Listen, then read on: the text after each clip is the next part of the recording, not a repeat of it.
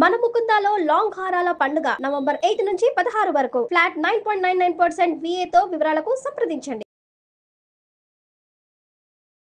నమస్కారం, మీరు చూస్తుంది సుమన్ టీవీ. నేను మీ కీర్తి. నాతో పాటు ప్రముఖ ఆస్ట్రాలజర్ బ్రహ్మశ్రీ నందిబట్ల శ్రీహరి శర్మ గురుగారు ఉన్నారు. నమస్తే గురుగారు. వాగర్థ వివ సంపృక్తౌ వాగర్థ ప్రతిపత్తయే జగతః పితరౌ వందే పార్వతీ పరమేశ్వరౌ ఆదిత్యాయ చ సోమాయ మంగళాయ బుధాయ చ గురుశుక్రశనిభ్యశ్చరాహవే కేతవే నమః. శృంగేరి జగద్గురు పీఠాధిపతులకి, కంచి పీఠాధిపతులకి నమస్కారములు తెలియజేసుకుంటూ కార్యక్రమాన్ని ప్రారంభిద్దాం. గురుగారు, నవంబర్ 15 ఉత్పన్న ఏకాదశి చాలా చాలా ఇంపార్టెంట్ డే అంటున్నారు. మరి ఈ రోజు మేము పాటించవలసిన విధి విధానాలు కానివ్వండి, నియమాలు కానివ్వండి, అందులో మిగతా ఏకాదశులకి ఈ ఏకాదశికి చాలా వ్యత్యాసం ఉంది. ఇది చాలా ముఖ్యమైన రోజుగా చెప్తా ఉన్నారు. మరి దాని గురించి ఒకసారి వివరిస్తారా? తప్పకుండానమ్మా. కార్తీక బహుళ ఏకాదశి శనివారం అయింది. ఆ రోజున ఉత్తరా నక్షత్రంతో కూడుకున్నటువంటి రోజు. ఆ రోజుకి చాలా ప్రత్యేకత ఉందమ్మా. అంటే ఉత్పన్న ఏకాదశి అంటే ఏకాదశి తిథి పుట్టిన రోజు అని చెప్పవచ్చు.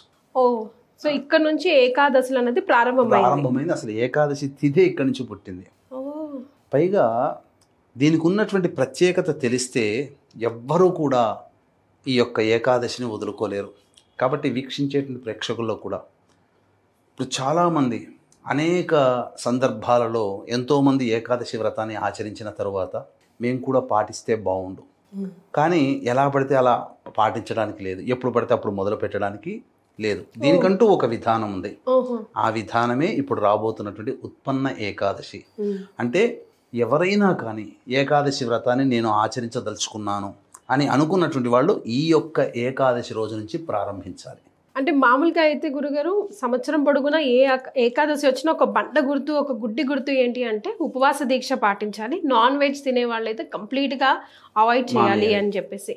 సో మరి ఈ రోజుకి ఉన్న నియమం ఏంటో? ఈ రోజుకున్నటువంటి కొత్తగా ప్రారంభించదలిచినటువంటి వాళ్ళకి ఈరోజు చాలా అనుకూలమైనటువంటిది. రెండవది, 24 ఏకాదశులు వస్తాయి సంవత్సరానికి. ఈ 24 ఏకాదశుల్లో ఆచరిస్తే ఎంత పుణ్య ఫలితం కలుగుతుందో ఈ ఒక్క ఏకాదశి రోజున ఆచరిస్తే అంత పుణ్య ఫలితం కలుగుతుంది. అంతటి విశిష్టమైనటువంటిది. అసలు ఈ ఏకాదశి రోజున ప్రధానంగా ఏకాదశి ఎలా పుట్టింది అనేటువంటి యొక్క గాథని తెలుసుకొని ఆచరిస్తే ఇంకా మరింత మోక్షం కలుగుతుంది, పుణ్యం కలుగుతుంది. అంటే పూర్వము మురాసురుడు అనేటువంటి రాక్షసుడు ఉండేవాడు. సహజంగా మనం చూస్తున్నాం, రాక్షసులు అంటే మొత్తం ముల్లోకాలని క్షోభింపజేస్తారు. ఇప్పుడు టెర్రరిస్టుల్లాగా అని చెప్పవచ్చు. వందల మూకల్లాగా వచ్చేసేస్తుంటారు. ఇక ఆ మురాసుడు యొక్క ధాటికి తట్టుకోలేక దేవతలు, బ్రహ్మాది దేవతలందరూ కూడా విష్ణువుని ప్రార్థిస్తే రక్షించేవాడు విష్ణువు కాబట్టి ఆ మురాసురుడు యుద్ధం చేయడానికి పూనుకుంటాడు. విష్ణువు 1000 సంవత్సరాలు యుద్ధం చేస్తాడు.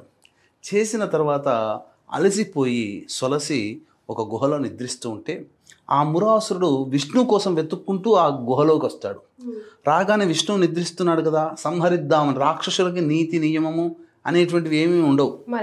ఏ సమయమైనా వాళ్ళు ఏ పనైనా చేయగలరు. కాబట్టి ఇప్పుడు టెర్రరిస్టు లాగా, అంటే మనం తినే ఆహారంలో కూడా విషాన్ని కలిపి ప్రసాదంలో కలిపి చంపాలని. ఇప్పుడు టెర్రరిస్టులు అంటే ఎవరో కాదు, ఆ కాలంలో రాక్షసులు, ఈ కాలంలో టెర్రరిస్టులు, అంతే, తేడా ఏం లేదు. ఇక మురాసురుడు ఏం చేశాడు అంటే విష్ణుమూర్తిని సంహరించాలి అనే ఆశతో వెళ్ళిపోతాడు. గుహలోకి వెళ్ళగానే ఆ విష్ణు శరీరం నుంచి ఒక కన్య ఉద్భవిస్తుంది. ఉద్భవించి ఆ మురాసురుడితో యుద్ధం చేసి ఆ మురాసురుని సంహరిస్తుంది. తర్వాత సంహరించిన తర్వాత ఆ యొక్క అలసిపోయిన తర్వాత శరీరం మళ్ళీ మేల్కొంటాడు విష్ణుమూర్తి. రాక్షసుని సంహరిద్దామని ఇటు అటు చూస్తే కన్య తప్ప ఇంకెవరు కనబడరు. ఎవరమ్మా నీవు, ఎందుకు ఇక్కడ ఉన్నావు అని అడిగితే నీ శరీరం నుంచి ఉద్భవించానయ్యా అని చెబుతుంది. ఇగో ఈ మురాసురుని సంహరించాను, మిమ్మల్ని సంహరిద్దాం అనుకునే సందర్భంగా నేనే సంహరించానంటే అప్పుడు విష్ణుమూర్తి చాలా సంతోషిస్తాడు. నేను చెయ్యాల్సినటువంటి పనిని నీవు చేశావు కాబట్టి ఏదైనా వరం కోరుకో అమ్మా, నీకు నేను ప్రసాదిస్తాను అంటే 3 వరాలు కోరుకుంటుంది. ఉన్నటువంటి భక్తులలో అగ్రగణ్యురాలుగా నేను ఉండాలి, నా కీర్తి చిరస్థాయిగా నిలిచిపోవాలి. విష్ణు భక్తుల్లో అందరికల్లా నీకు నేను ప్రియం అయినటువంటి వ్యక్తిని కావాలి. తర్వాత అప్రియమైన తిథిగా ఉండాలని కోరుకుంటుంది. ఈ నేను ఏర్పడినటువంటి రోజున ఎవరైతే నిన్ను కొలుస్తారో వాళ్ళకి మోక్షం కలగాలి అని చెప్పి కోరుకుంటుంది. ఈ విధంగా కోరుకున్న తర్వాత విష్ణుమూర్తి మెచ్చుతాడు. ఎందుకంటే నీ గురించి కాకుండా ప్రజలందరి గురించి కోరుకున్నావు కాబట్టి నీకు ఆ వరాలు ప్రసాదిస్తున్నాను అని చెప్పి ఈ రోజున ఉద్భవించినటువంటి ఏకాదశి మరి మాసాలలో కూడా ఆ విధంగా ప్రతి కృష్ణపక్షం శుక్లపక్షంలో కూడా ఈ ఏకాదశి అనేటువంటిది వస్తుంది. విధి విధానంగా ఆచరించినటువంటి వాళ్ళకి ఆ యొక్క విష్ణుమూర్తి యొక్క అనుగ్రహం కలుగుతుంది. ముఖ్యంగా ఏకాదశికే ఎందుకు ఉపవాసనీయం అని అంటే మనం సైన్స్ ప్రకారం కూడా మనం ఆలోచించినట్లయితేనమ్మా మన ఈ భూమి మీద తిరుగుతున్నటువంటి జీవజాలానికి ఆకాశంలో అంతరిక్షంలో ఉన్నటువంటి గ్రహాలకి కాస్మిక్ రేస్ అనేటువంటిది ఉంటుంది. ఒక మధ్యలో ఒక అవినాభావ సంబంధం ఉంటుంది. కాబట్టి దైవిక శక్తి మానవుని శరీరంలోకి ప్రవేశించాలి అంటే శరీరము శుద్ధముగా ఉండాలి. ఆహారం భుజించితే శరీరము కొన్ని శక్తులని గ్రహించలేదు. అందుకని ఈ మనకు మొత్తము 30 రోజులు మాసంలో ఏకాదశినే వాళ్ళు టార్గెట్ చేశారు. ఆ ఏకాదశి అంటే అనేక రోజుల్లో ఉపవాసం ఉంటే వచ్చే ఫలితం కంటే ఏకాదశి రోజున వచ్చే ఫలితం ఉందే టెస్ట్ చేసి ఈ ఏకాదశికి చాలా ప్రాధాన్యత ఉంది, ప్రాముఖ్యత ఉంది, అత్యంత శక్తిప్రదమైనటువంటిది, ఈ రోజున మానవుడు ఉపవాసం ఉండాలి అని చెప్పారు. దీన్ని జపాన్ దేశస్తులు వాళ్ళందరూ కూడా నెలకొకసారి ఉండాలని అన్నారు. వాళ్ళు ఓవరాల్గా చెప్పారు, ఏ రోజని చెప్పలా. కానీ మన వాళ్ళు ఏకాదశి రోజునే ఉపవాసం ఉండడాన్ని చూసి వాళ్ళు ఆ రోజున టెస్ట్ చేస్తే రీసెర్చ్ చేసినటువంటి కారణం చేత దైవక శక్తి ఈ రోజున ఏదో ఒక మనిషిని రక్షించే శక్తి మానవ శరీరంలో ప్రవేశిస్తుందని తెలుసుకున్నారు. శరీరం బాగా ఆరోగ్యంగా ఉంటుంది ఈ ఒక్క రోజున ఉపవాసం ఉంటే.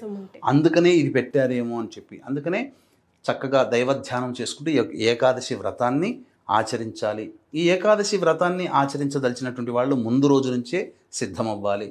దశమి రోజు నుంచే సాయంకాలం ప్రదోషకాల సమయానికి కాలకృత్యాదులు తీర్చుకొని విష్ణు దేవాలయానికి చేరుకొని మొట్టమొదలుగా ఈ ఉత్పన్న ఏకాదశికే ప్రధానం కాబట్టి ఈ రోజు నుంచి నేను ఏకాదశి వ్రతాన్ని ఆచరిస్తాను భగవానుడా, నాకు శక్తిని భక్తిని ప్రసాదించు, నమ్మకాన్ని ప్రసాదించు అని చెప్పి వేడుకొని వచ్చి ఉంటే సరిపోతుంది. ఆ రోజు రాత్రి మాంసాహారం, మద్యపానం, ధూమపానం ఏమీ తీసుకోవద్దు. బ్రహ్మచర్య వ్రతం ఆచరించాలి.